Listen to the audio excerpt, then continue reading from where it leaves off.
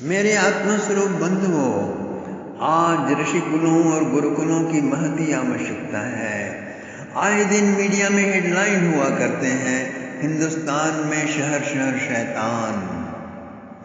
Degree college के छात्र गिरोह मौज मस्ती के लिए रुपए जेवर छीनते और मारामारी करते धरे गए। गली गली लुच्चे लफंगे जेएनयू के छात्र देश तोड़ने के नारे लगाते पाए गए। दिल्ली का जवाहर नेहरू यूनिवर्सिटी व्यभिचार, शराब, देशद्रोह और अय्याशी का अड्डा। फिर हेडलाइन हुआ करते हैं, राष्ट्रघाती विद्यार्थी गद्दारों का नेता कन्हैया पुलिस द्वारा धरा गया। बनारस हिंदू यूनिवर्सिटी में ईसाई प्रोफेसरों की भरमार। हिंदू द्रोही साजिशों की बू। 17 फरवरी 2017 की सुर्खियां हैं, स्कूल की थाली में जहर वाली, स्कूल की थाली जहर वाली। और दिल्ली सरकारी स्कूल के मिड डे मील में चूहे, कीड़े, बिच्छू, सांप के टुकड़े पाए गए, जिन्हें खा खा कर अब शिक्षा के मंदिरों के बिलों से अब सांप निकल आए हैं।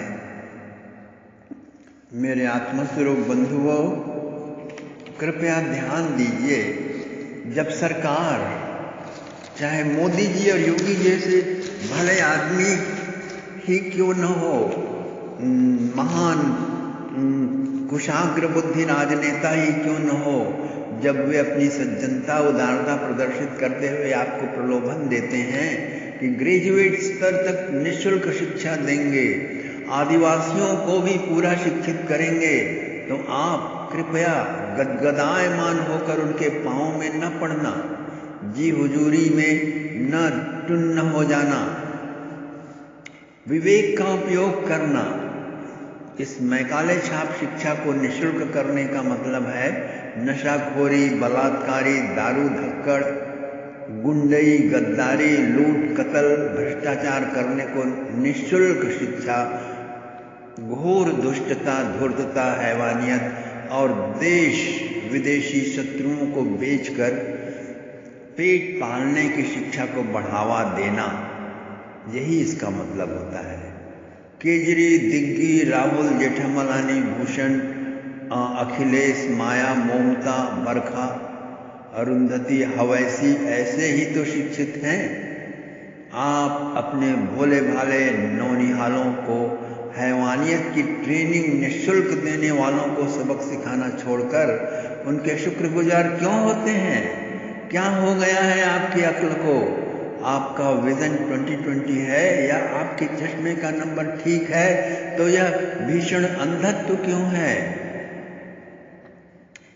मेरे बंधुओं, भारत की प्रखर बौद्धिक प्रतिभा के अंडाणु अपनी कोख में संजोकर ब्रिटिश मानसिकता के शुक्राणु लेकर इंग्लिश एजुकेशन सिस्टम, अंग्रेजी शिक्षा पद्धति के स्कूल, कॉलेज, यूनिवर्सिटी के इनक्यूबेटर, जिसमें गर्भ जैसा माहौल हो जाता है, तो उस इनक्यूबेटर से जो अपवित्र, विक्षिप्त, धूर्त, स्वार्थी, हिंदुत्व के प्रति अंधा बहरा, अपना कर्तव्य और अधिकार समझने में बहरा, अंधा, अपाहिज, साइकोपैथिक जो अभागा प्राणी निर्मित हो रहा है, उसी की तो जनसंख्या विस्फोट की आशंका से आज समाज परेशान है, त्रस्त है।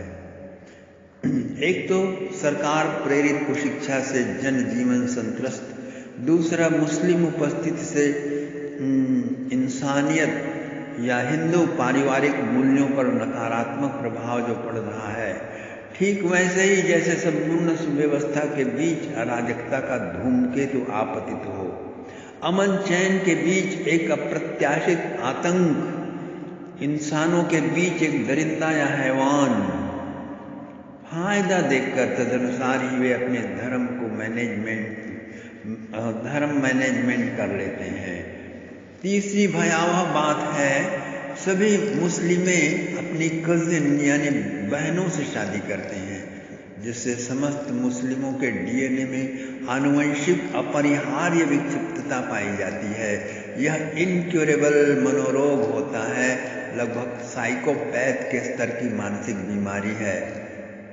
चौथी भयंकर बात है, शिया मुस्लिमों के यहाँ मेहमानों को नाश्ता या खाने में थूक कर परोसने की प्रथा है। शरिया में थूक पवित्र माना जाता है। कहीं HIV एड्स का रोगी मुस्लिम ने थूक कर आपको खिला दिया, आपकी खटिया खड़ी हो जाएगी, जीते जी आप मर गए, आपकी कोई जिंदगी, कोई फ्यूचर आपका बच नहीं रहा। यह उनके साथ खान पान, मैत्री, यौन आदि संबंध बनाने से संक्रमित होता है।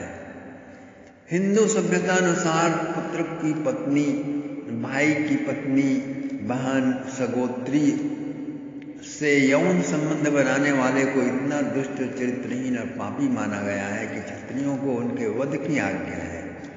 पर मुस्लिमों में और तो और स्वयं उनके पैगंबर मोहम्मद अपनी बहू, अपनी बेटियों जैसे फातिमा और आयशा से अल्लाह का आदेश की दुहाई देकर संभोग करते रहे हैं। वो तो लाश के साथ भी उन्होंने संभोग किया था। लूट मार, शरणागतों का नृशंसवध, बलात्कार, हत्याबाजों का फिरका ही प्रारंभ से ये इस्लाम रहा है। यही बलात्कारी, हलालाकारी, परपीड़क, असहिष्णु फिरका पिछले रास्ते से रिलीजन, धर्म का बाना ओढ़कर हमारे सबके बीच आ घुसा है। सभी सरकारों की आंखों में धूल झोंक कर धर्म को दिए जाने वाले सभी मान्यता, सम्मान, सुरक्षा, अधिकार, सुविधाएं, आरक्षण सब झटक लिया है। भारतीय समाज में इनकी उपस्थिति एक अभिशाप है। कांग्रेस, समाजवादी, बसपा, तृणमूल, CPM, आप जैसे राष्ट्रघाती पार्टियां हैं जो 20% इनके वोटों के लिए 80% भारतीयों को उत्पीड़ित, आतंकित करते रहते हैं। नाना प्रकार के दुर्भाग्य के कीचड़ में घिसटते जो गोभक्षी, मांसाहारी, शराबी, गुटखाखोर, व्यभिचार में जीवन जीने वाला, चाय सुड़कने वाला, काफ़ी सुड़कने वाला जो तबका है, उन्हें दुरुस्त करने को ही मानो प्राकृतिक विपदाएं, महंगाइयाँ, धुंध, प्रदूषण, आतंकवाद सृजित हुई हैं। आतंकवाद सचमुच मुस्लिम, ईसाई, कम्युनिस्ट, वामपंथी फिरकों की देन है, जिन्हें इंसानियत के हत्यारों ने रिलीजन या धर्म का पद देकर या पार्टी बनाकर विश्व की जनता का जघन्य अपराध किया है। कुरान, बाइबल, मार्क्स को विवेकपूर्वक पढ़ने से स्पष्ट हो जाता है कि ये सब अपनी गैंग या कौम या फिरके के बाहर वालों का बर्बरतापूर्वक खात्मा कर अपनी तानाशाही थोपने, सारी दुनिया के लोगों को अपना गुलाम बनाकर अत्याचार, बलात्कार, अनाचार का आनंद लेने को ही अपना मुख्य एजेंडा बनाया है। और तो और स्वर्ग में भी वही 72 हूरों के मिलने, उनसे सेक्स करने की ही कल्पना पाले हुए हैं। उन्हीं से प्रलोभित होकर के लोग उनके अनुयायी, उनके कल्ट के अनुयायी बनते हैं।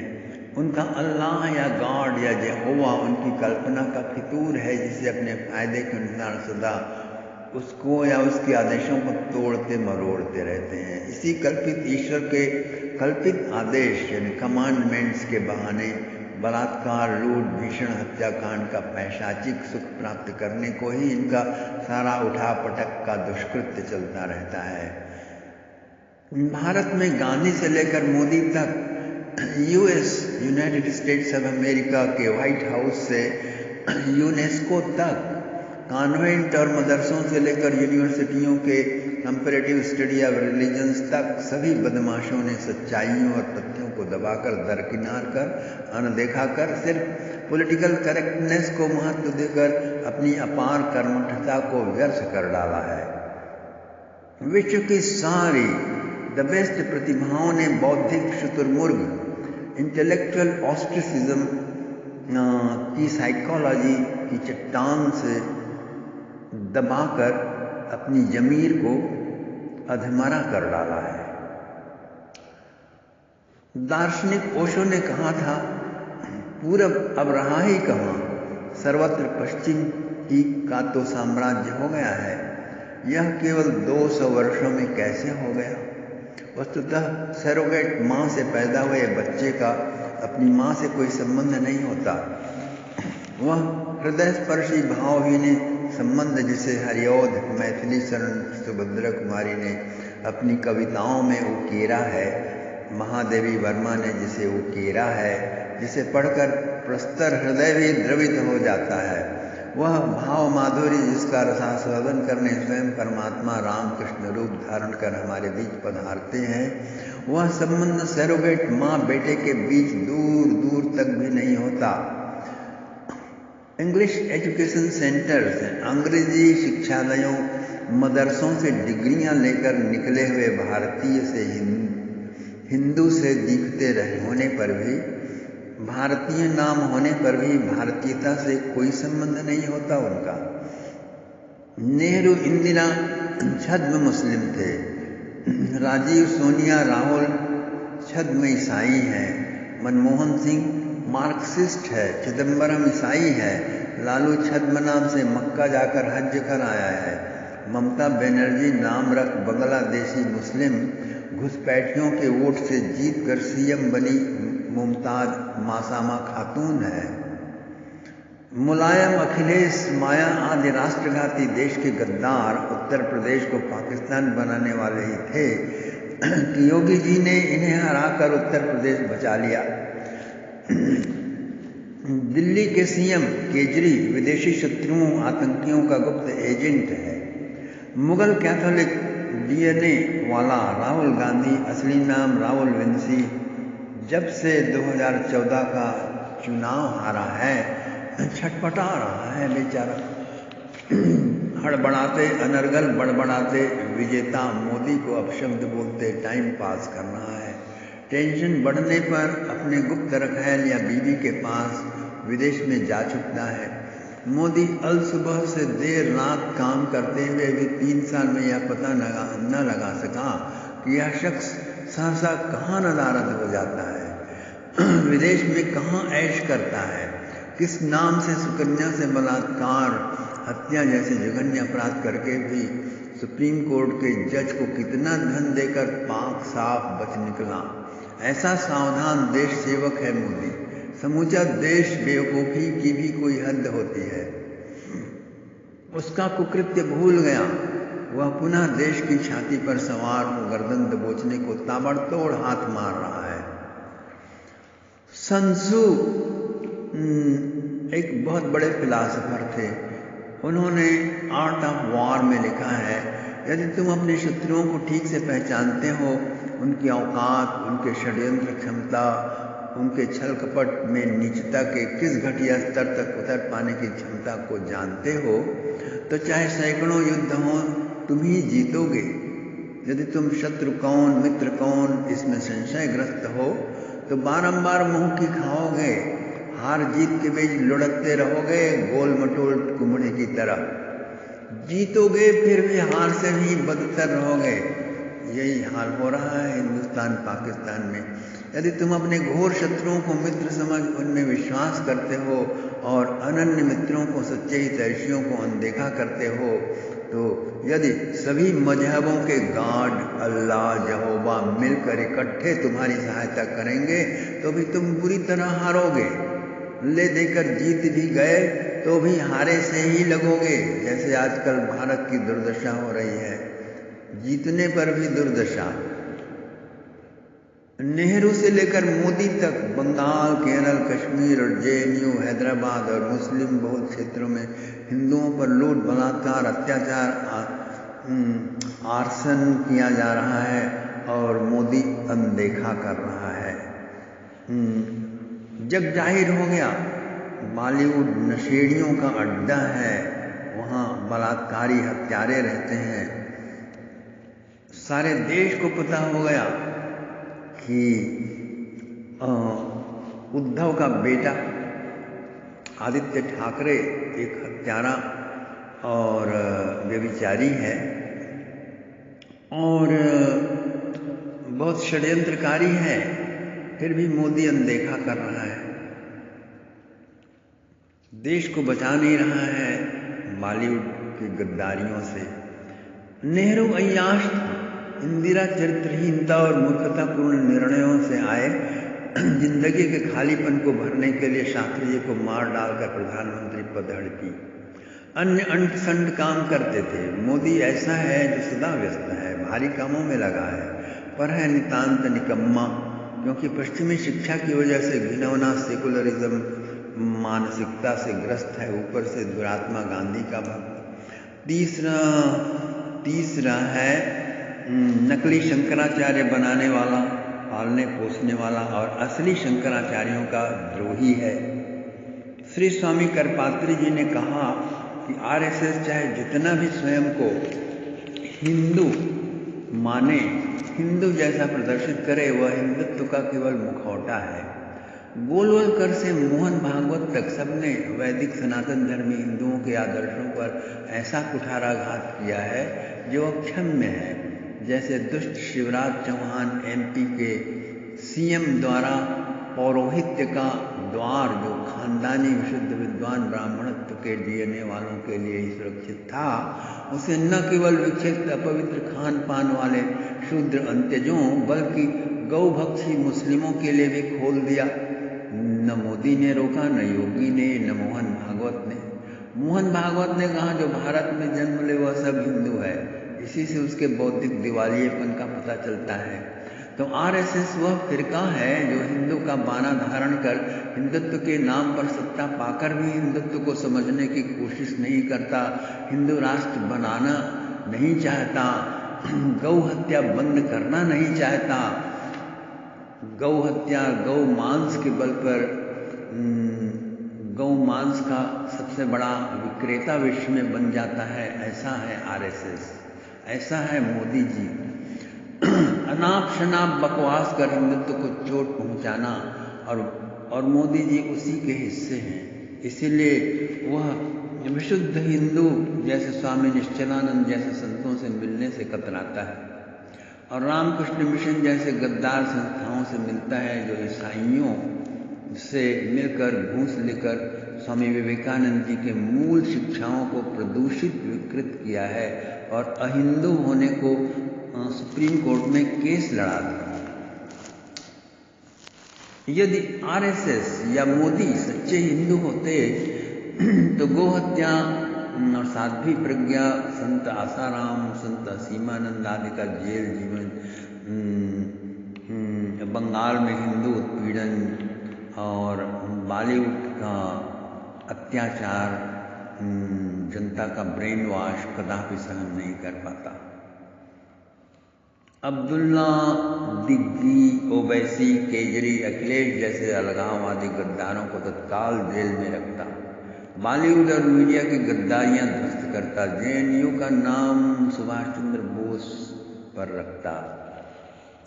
जैसे योगी ने तत्काल निर्णय लेकर यूपी का उद्धार किया, वैसे ही जिस दिन ऋषि कुलों में, गुरुकुलों में शिक्षित विशुद्ध हिंदू प्राइम मिनिस्टर पद पर आवेगा, उसी दिन से देश का कायाकल्प शुरू हो जाएगा।